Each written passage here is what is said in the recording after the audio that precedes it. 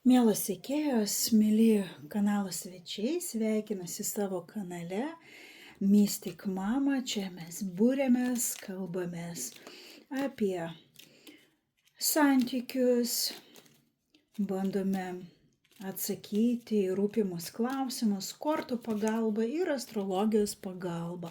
Šiandienos būrimas yra apie santykius, santykių analizė, todėl bus visoms ir visiems, kurie esate santykiuose, kur rūpi klausimai susiję su antraja pusė. Tikiuosi gausite savo atsakymus, bet iš pradžių noriu pasižiūrėti, kasgi pas mus atėjo tokia preliminari diagnostika, ir galite irgi pasižiūrėti, jeigu atitinka jums, jeigu atsiliepia tai, ką pasakysiu, reiškia drąsiai žiūrite toliau, jeigu ne, galbūt būna ir taip, kad ne jūsų šiandienos skaitimas, ne jūsų šiandienos būrimas. Gerai, ieškau damos,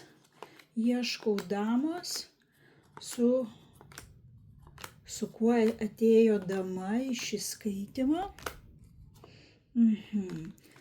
Dama ir vyrukas čia jau pas mus pasirodė. Pasižiūrėsim, kur mūsų dama.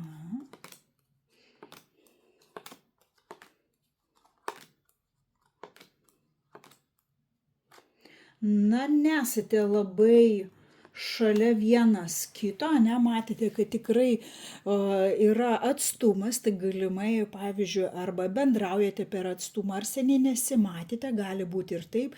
Jis visas, kaip matome, darbuose, galbūt netgi ir kažkokioj kelionėje susijusi su darbais, darbuose ir taip sakant, gaudo tą šansą sėkmės, kažkokį tai paukštį nori pagauti, o jūs irgi nepieščia, taip sakant, aktyvi esate, aktyvumo korta iškrito, galbūt labai daug, vėlgi, arba daug judėjimo jūsų gyvenime, arba labai daug komunikacijos. Ir dalis moterų, kurios mane žiūri, jos arba mokinasi, bando gauti naują sertifikatą, paaukštinti savo kvalifikaciją. Taip pat galbūt yra tų, kurios bando atskleisti kažkokią tai nežinomą informaciją, arba kažkokią tai paslaptį, arba tai, kas nežinoma, gauti tą būtent informaciją.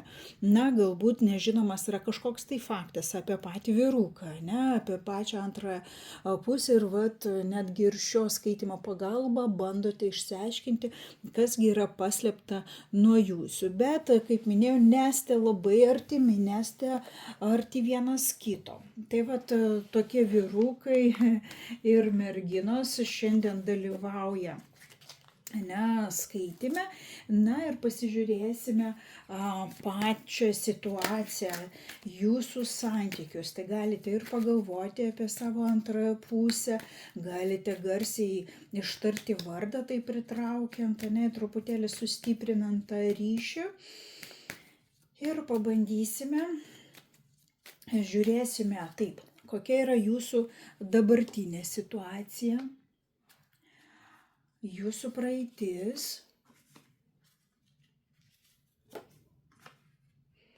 jūsų ateitis. Čia maždaug mėnesių iki maks 4 mėnesių. Ką jūs galvojate apie jį, ką jis apie jūs galvoja. Jūsų veiksmai netolimoje ateityje, jo veiksmai netolimoje ateityje. Kas jums trukdo jūsų porai,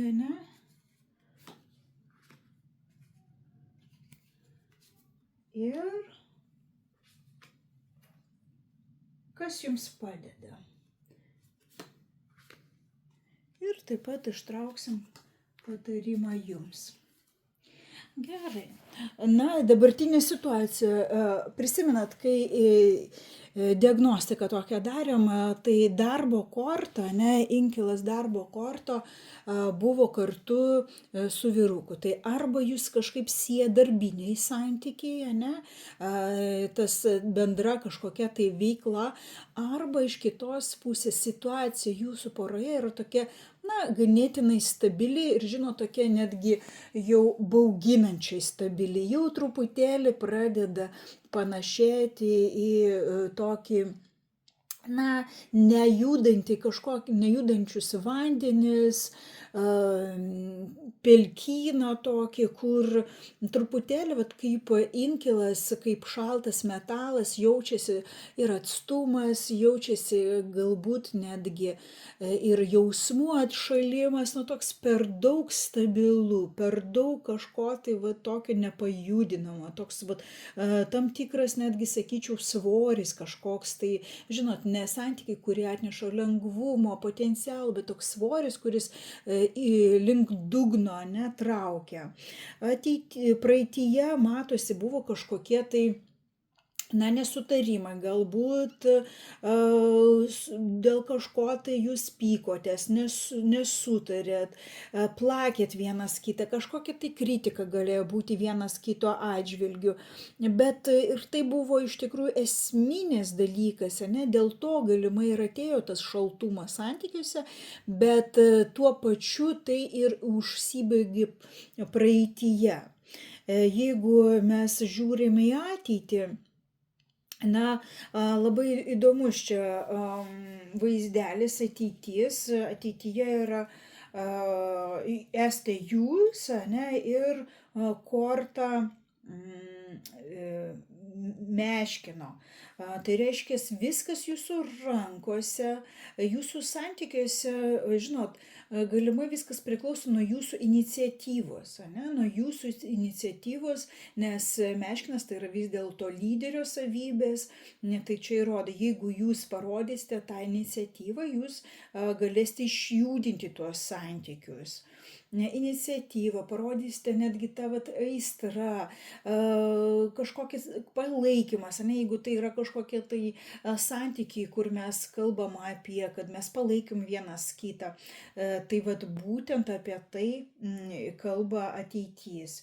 Jūsų ką jūs galvojate apie jį? Jūs galvojate kaip apie savo žmogų, ne savo šeimos žmogų. Jisai labiau dabar toks, vat, kaip ir nusisukęs, labiau, taip sakant, į viešumą žiūri, galbūt išeiti, prasiblaškyti, ne? Vėlgi, tas svoris trukdo santykiams, nenorisi, kad to svorio kažkaip pajudinti, tai jeigu jūs galvojate vėlgi, kaip tą šeimos lizdą galbūt jaukiau padaryti, šilčiau padaryti, galbūt netgi svarstote, irgi gali būti, kad yra apie kažkokias kelionės kartu, ne, kurios galėtų vėlgi tą svorį pajudinti.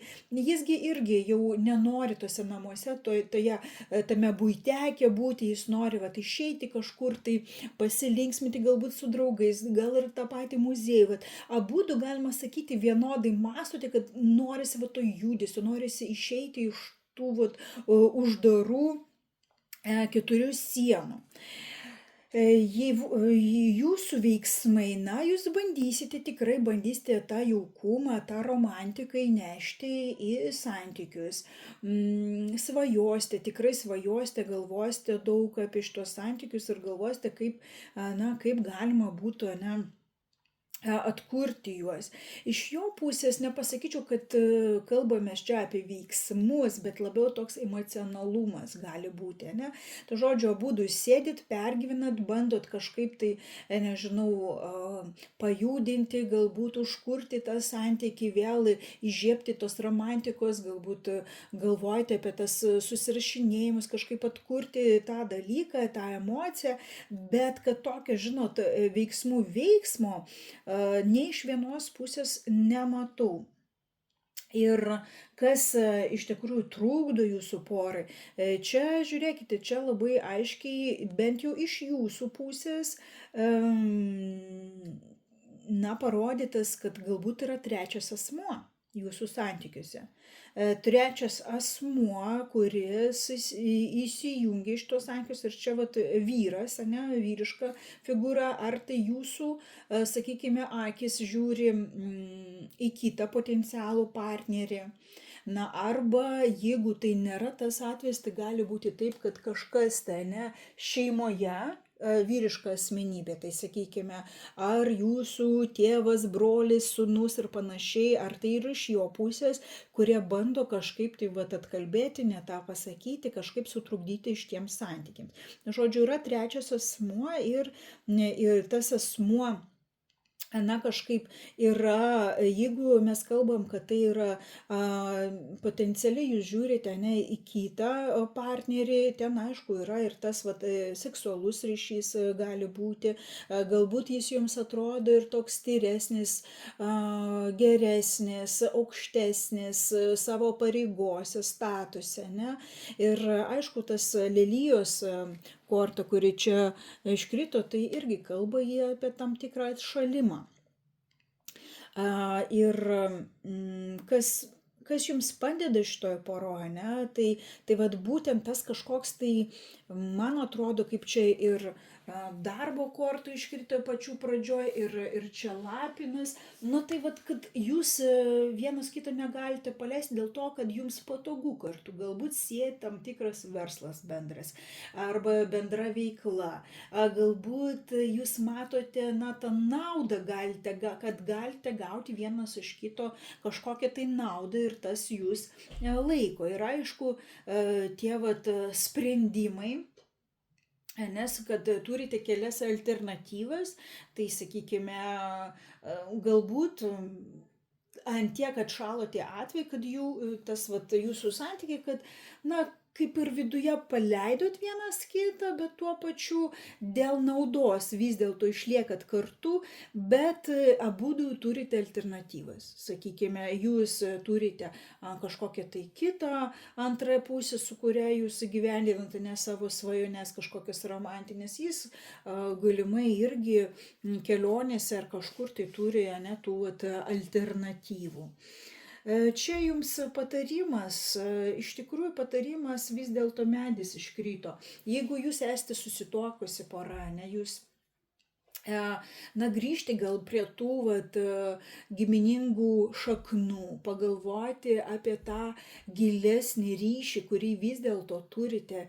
Jeigu jau nemažai laiko praleidote kartu, yra išgyventi tie metai, galbūt tai yra vis dėlto svarbiau pasižiūrėti, ne, ką mes užauginame, ką mes galvojame ir neskubėti su tam tikrais sprendimais. Nes medis tai kaip patarimas, tai yra apie tokį neskubotą veiksmą, kur mes viską apgalvojame, medis auga labai lėtai, bet gali užauginti labai gražius vaisius. Tai čia skubėjimo prasme nereikėtų skubėti, atsigręžti į giminę, į savo šeimą, atsigręžti vėlgi galbūt pagalvoti apie tą, na, sakyčiau, netgi apie savo sveikatą, ne, kas trukdo, netgi čia emocinis, galbūt apie emocinę sveikatą, ne, kodėl mes, pavyzdžiui, atšalame, kas gali mus vėl apjungti, ne, koks yra tas jungiamasis ryšys. Tai vat, tokie nėra labai paprasti santykiai, žinot, atrodo, kad yra kas ir apjungia, ko norite abu, lygtais vėlgi į tą pačią pusę, bet galimai klaidingai skirtingus asmenis, su kuriais tą ateitį galite įgyvendinti. Bet pagal medį, ne, neskubėti. Tokia buvo dėlionė. Aš esu be galo dėkinga už jūsų patiktukus, už tai, kad žiūrite, už tai, kad prenumeruojate. Labai labai jums ačiū už tai. Prašau ir toliau sekti, palaikyti. Būtinai susitiksime dar kitose įrašuose.